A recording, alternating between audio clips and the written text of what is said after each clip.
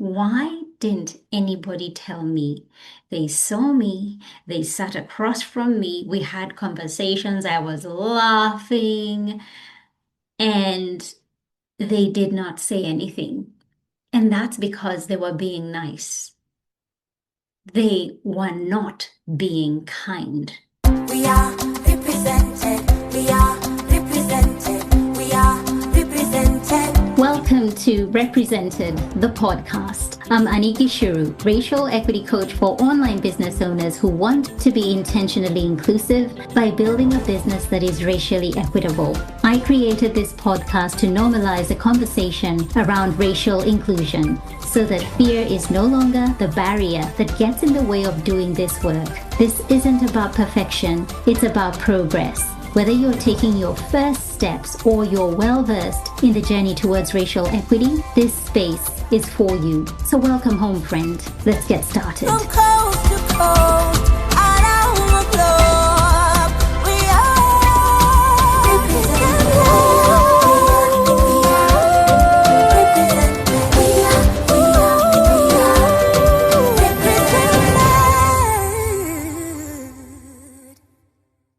Hey, welcome back to another episode of Represented Podcast. I'm so happy about this conversation today where we get to dive into niceness versus kindness because understanding them is central to your sustained upward journey in racial equity work. So I want us to begin by looking at a scenario. Maybe you've been in a similar situation before where someone in a meeting says something that lands not very well. It has a racial connotation to it. Everyone in the room is feeling it. You can see it on people's faces. There's a bit of a pause, a brief moment where something could have been said. In fact, maybe it was at the tip of your tongue. And then nothing. The conversation moves on. Someone makes a joke, someone else opens their laptop, and the moment is gone. The moment is missed. Nobody said anything because they just didn't want to make it awkward. They didn't want to rock the boat, or for me, in most cases, I just don't have the energy to hold what would ensue afterwards.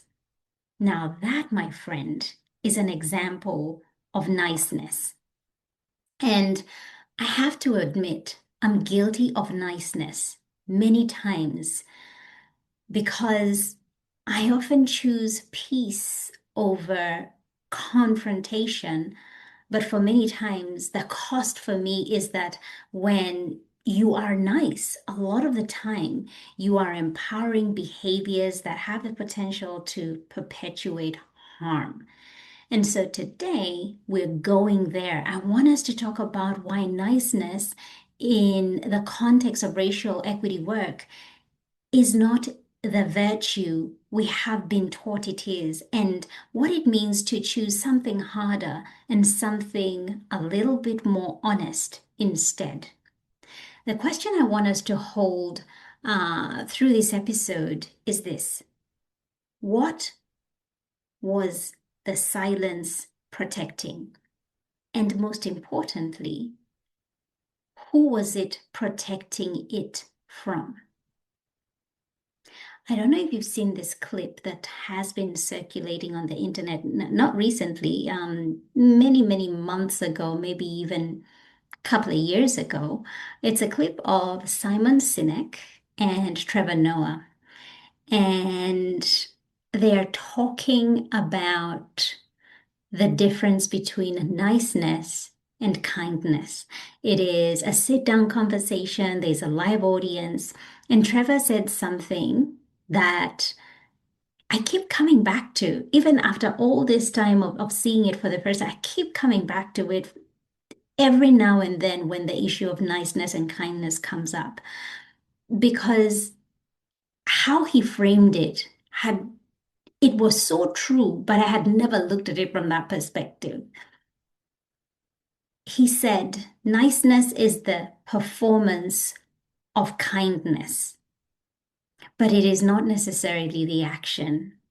And then Simon said, giving someone harsh feedback is kind, especially when it's true. Okay, we're dealing with truth here. So giving someone harsh feedback is kind, but it is not nice, but it is kind. And then Trevor went on to give this example, and I know this one will resonate with many of you, which is that moment when you finally catch a reflection and realize you have had something stuck in your teeth. And based on your timeline, it has been there for probably hours. And you think, why didn't anybody tell me? They saw me, they sat across from me, we had conversations, I was laughing, and they did not say anything. And that's because they were being nice. They were not being kind.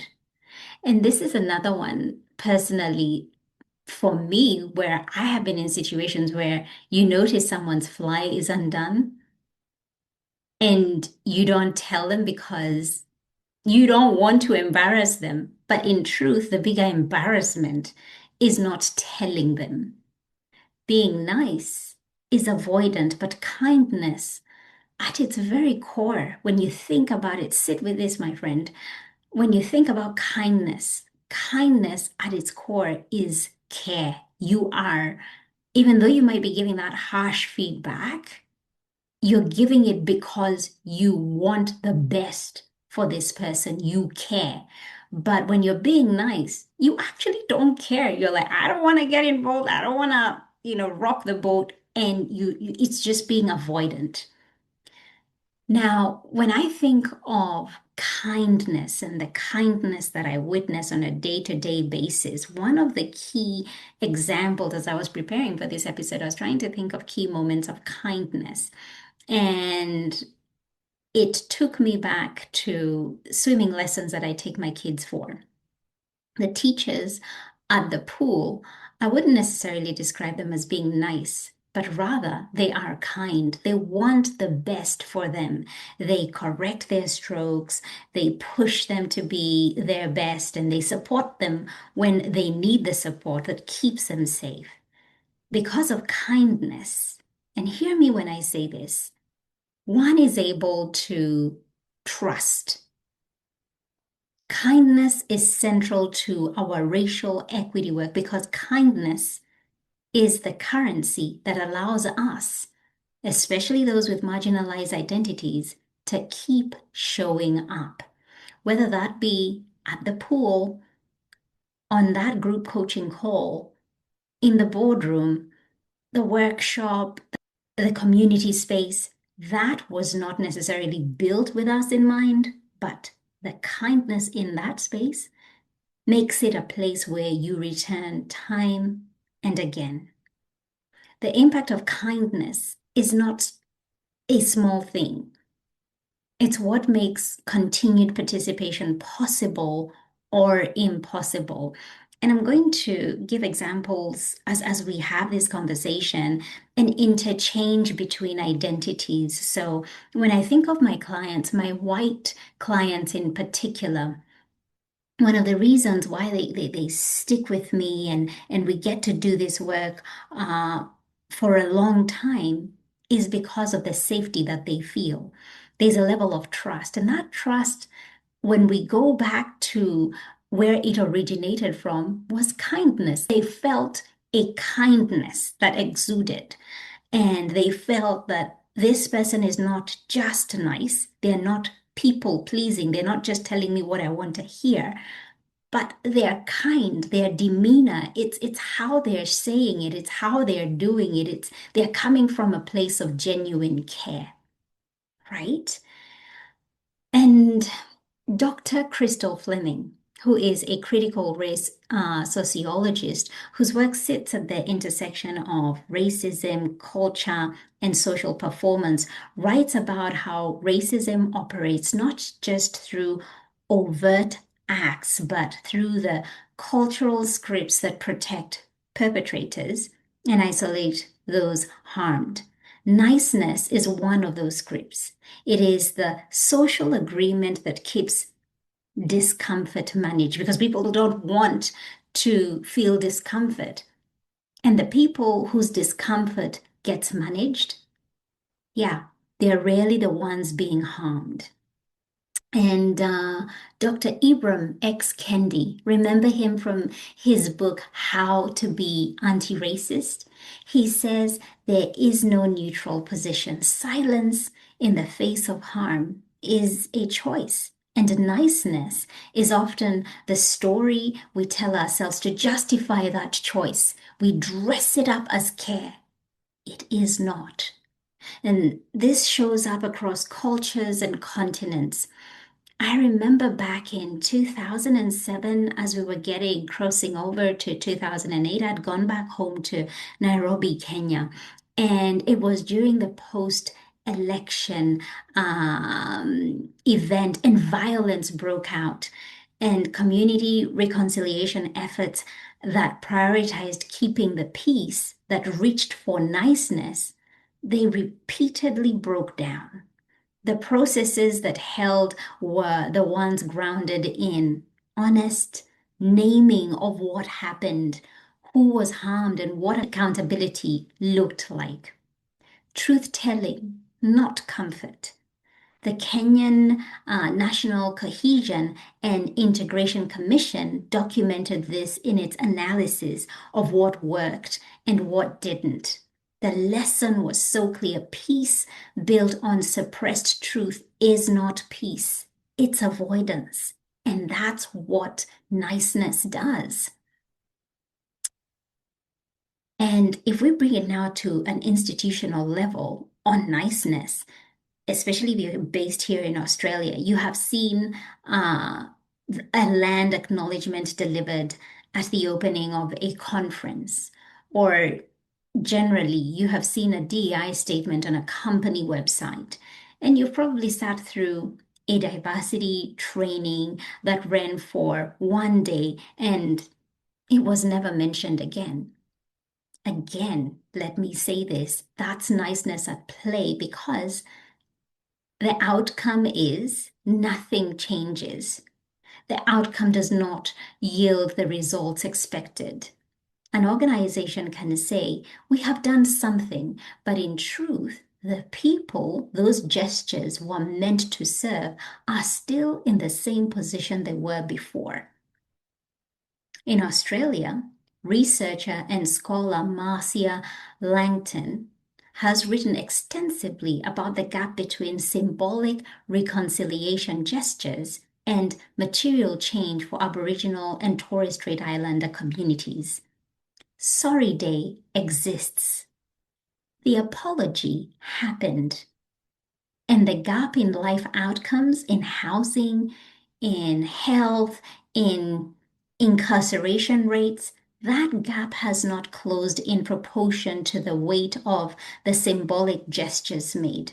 Acknowledgement without accountability is niceness. How about we make it a little bit more personal now and think about the colleague who sees a microaggression and says nothing because they don't want to embarrass the person who caused it. The manager who gives vague feedback to a person of color because being direct feels unkind, and in doing so, withholds the information that person needs to advance. That vague feedback is not kindness. It is niceness, protecting the manager from a difficult conversation, and the cost is paid by the person who never finds out why they keep being passed over. Researchers Angelique Davis and Rose Ernst have written about racial gaslighting, the way that social pressure to be nice causes not just bystanders, but sometimes a person harmed to start questioning their own experience. When someone around you responds to a moment of harm with smiles and changing the subject, you start to wonder, did that really happen? Was it as bad as I thought? The outcome then is that behavior becomes normalized. That particular behavior becomes normalized. We get into a culture of silence in the name of niceness. So, what then does the alternative look like? James Baldwin wrote about the difference between love and sentimentality. Sentimentality, he said, is the desire to have the feeling of caring without the cost of actually caring. It is feeling without doing. And that is niceness. Exactly. Kindness is love with substance. It is the willingness to act on what you actually value, even when the action costs you something. What does institutional kindness look like? It looks like organizations that attached accountability to their acknowledgements, right? Where the DEI statement was followed with an actual audit. Yes, we have this statement, but can we do an audit to see where we sit and where we need to do something about it? Where the land acknowledgement was actually connected to a procurement policy, where the diversity training came with a promotion data review 6 months later. The difference between niceness and kindness at the institutional level is the follow through. And at an interpersonal level, Dr. Gerald Wing Su has spent years researching what effect bystander intervention looks like in situations involving microaggressions and racial harm. And what his research consistently shows is that the intervention does not need to be dramatic. It does not need to be a long speech. It needs to be clear, calm, and prompt. Prompt, a single sentence, something that names what happened without escalating. That is available to all of us, and we can begin to put that into practice. But it's a choice, and sometimes we fail in making that choice.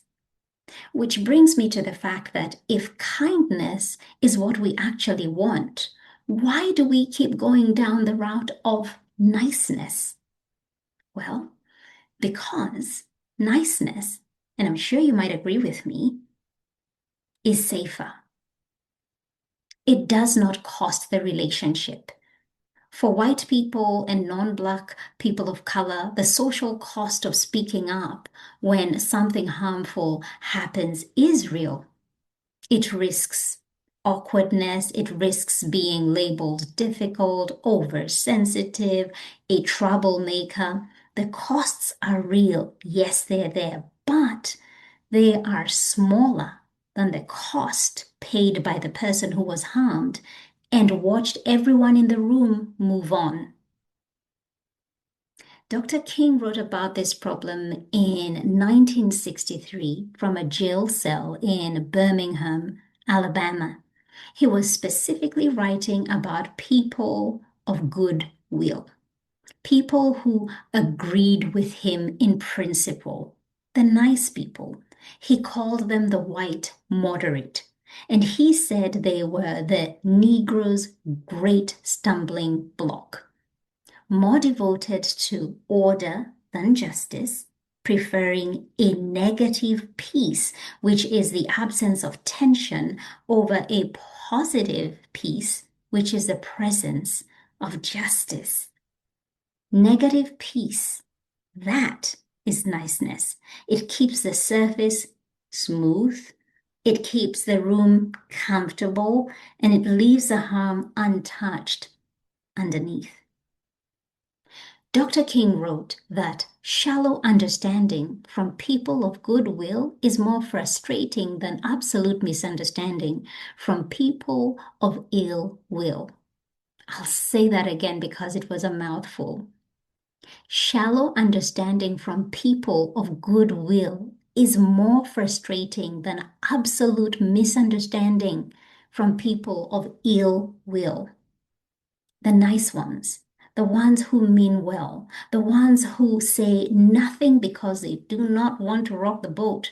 He found them more frustrating than the people who were openly against him. That was 60 years ago, and we're still navigating the same problem of niceness today. There's also the bystander effect. Social psychology has documented this for decades. In group settings, and I have experienced this time and time again, the presence of other people actually reduces the likelihood that any one person will act. Everyone assumes someone else will say something. You're sitting there and going like, surely so and so will say it. Everyone is waiting for someone else to go first. And in the waiting, guess what? Nobody actually does. The conflation of nice and kind is actually not by accident. I believe it's something we've picked up from all over institutions, family dynamics, communities, churches. They have invested in teaching us that keeping the peace is the loving thing to do. And in many ways, it is, but not always. And that harmony is a sign of unity. And in many ways, yes, yes, it is, but not always. We've been taught that discomfort means something has gone wrong. But unpicking that conditioning is part of the work, and it starts with being able to actually tell the difference. So here's what the difference looks like in practice. Niceness stays silent to protect comfort.